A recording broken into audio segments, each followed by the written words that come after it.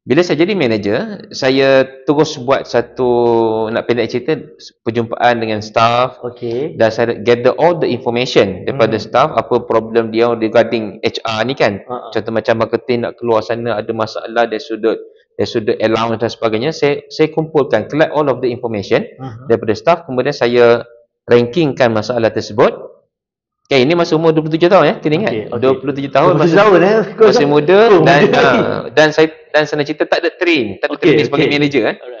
Dan saya prioritaskan semua tugasan tersebut dan masalah tersebut, dan saya come up dengan solution dia. Solution tu pun bukan saya seorang fikir, saya minta pandangan sekali ya. Dan kemudian saya bentangkan, saya buat proposal, saya bentangkan kepada management, dan akhirnya saya ingat dalam 70% daripada all of the listed problems itu, issues itu has been solved.